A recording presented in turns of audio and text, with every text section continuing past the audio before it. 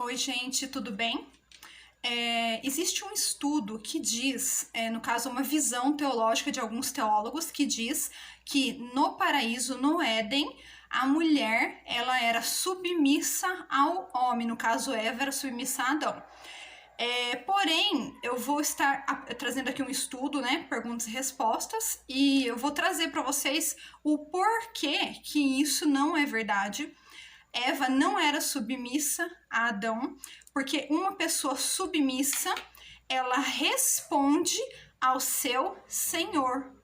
Então, se Adão, ele era senhor sobre Eva, então ele deveria pedir satisfação para ela sobre o pecado que ela cometeu de comer o fruto.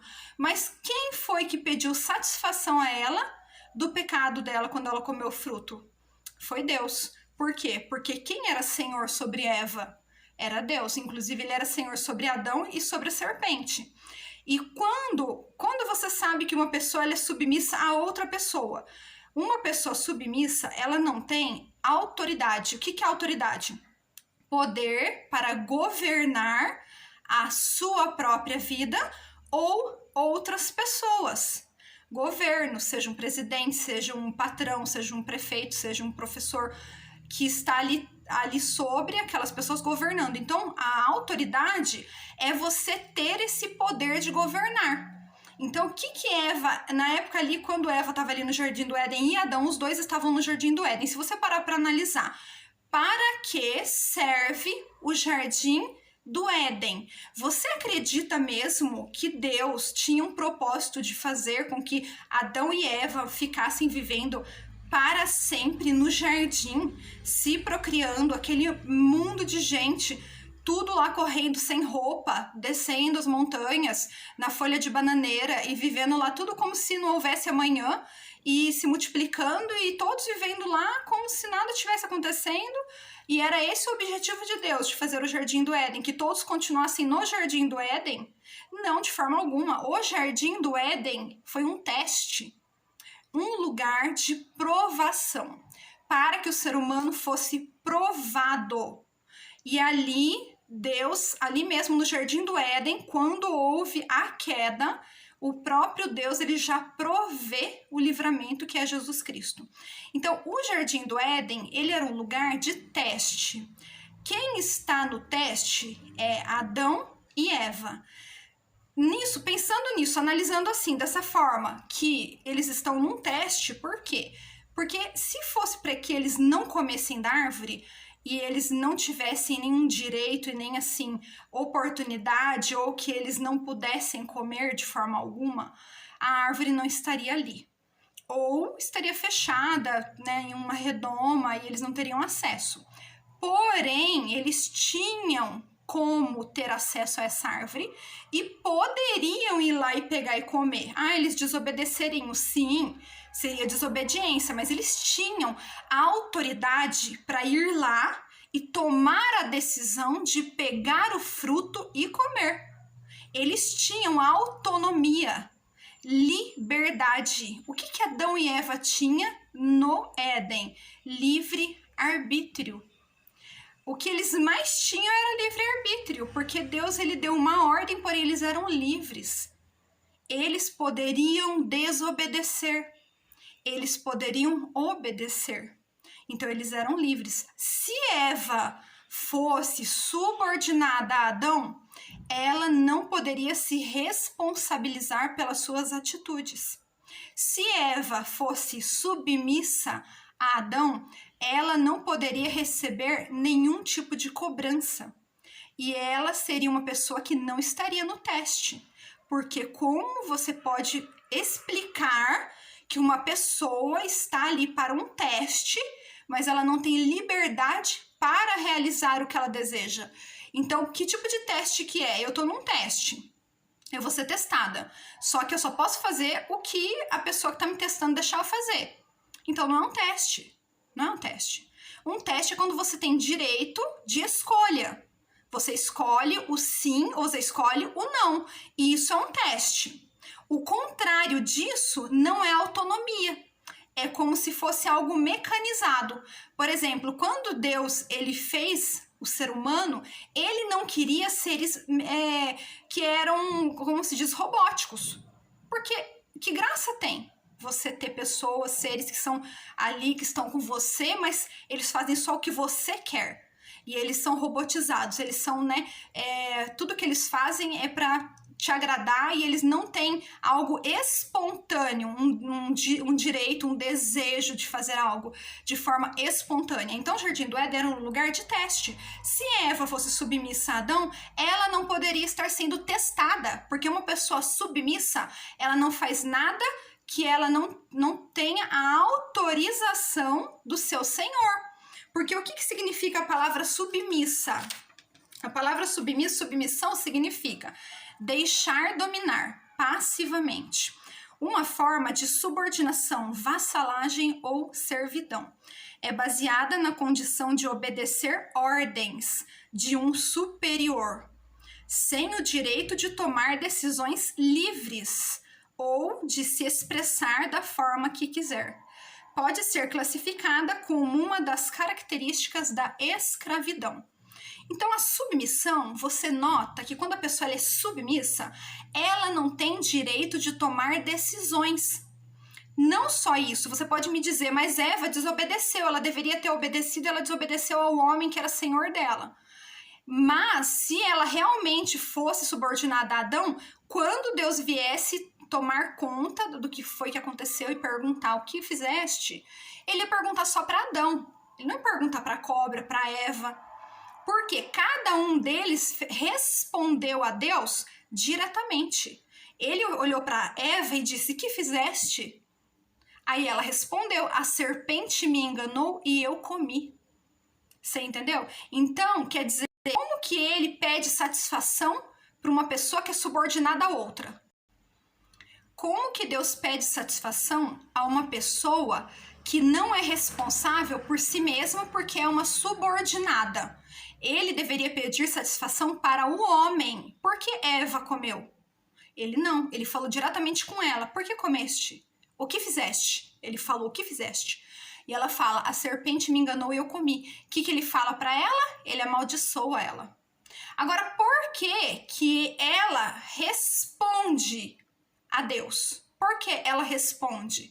Porque uma pessoa submissa, ela não se responsabiliza. Quando uma criança faz algo errado, um delito na escola, o diretor não fala com o aluno, ele fala com os pais, com os responsáveis, aqueles que respondem, porque são de maiores, são autônomos, são livres, né? E então são independentes. Então, o que acontece? Ele não vai, os diretores não vão falar com a criança e responsabilizar a criança, eles vão responsabilizar os pais. Então, ali no momento, quando ele fala com Eva, ele está responsabilizando Eva. E Eva, ela tinha liberdade e ela podia fazer o que ela quisesse. Inclusive, ela fez, né? Que ela comeu e também o homem também comeu. Olha o que significa a palavra livre-arbítrio. Decisão dependente apenas da vontade. Decisão dependente apenas da vontade. Vontade própria e independente. Oportunidade ou possibilidade de tomar decisões por vontade própria, segundo o próprio discernimento. Quer dizer, ela toma a decisão ali conforme ela quer. A liberdade, condição do indivíduo que possui o direito de fazer escolhas autônomas, de acordo com a própria vontade. Independência, autonomia e autodeterminação. Quer dizer, a pessoa que tem liberdade, que tem livre-arbítrio, ela toma as decisões dela de acordo com o que ela decide tomar. Ela fala, eu quero fazer tal coisa, eu vou lá e faço. Tem gente aí que fala, não existe livre-arbítrio, porque você é dominado, você tem o seu DNA, porque você não tem como tomar decisões assim assado, você tem as leis para seguir do mundo. Beleza, é verdade, nós temos as leis, todo mundo tem que estar debaixo das leis civis, senão isso aqui vira, né, uma bagunça. Porém, você tem direito de tomar suas decisões do que você assiste na TV, a roupa que você usa, as coisas que você fala, as coisas que você vê. as coisas que você, pessoas que você anda, pessoas com quem você conversa, coisas que você vê na internet, canais que você segue, as decisões da sua vida, sobre a sua vida pessoal, sobre seus filhos. Você toma decisões todos os dias, você é livre para tomar suas decisões.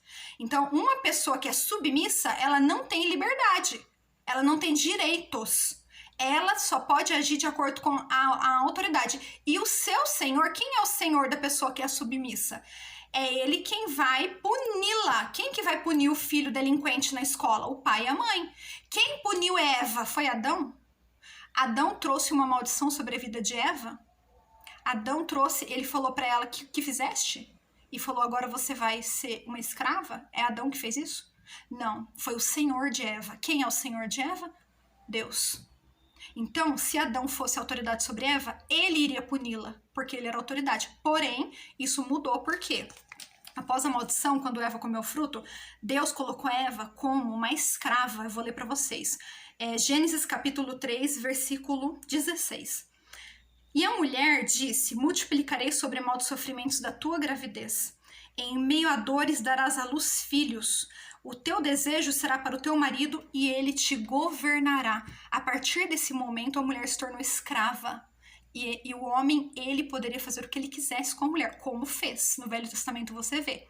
As mulheres, elas eram dadas para serem abusadas de qualquer maneira,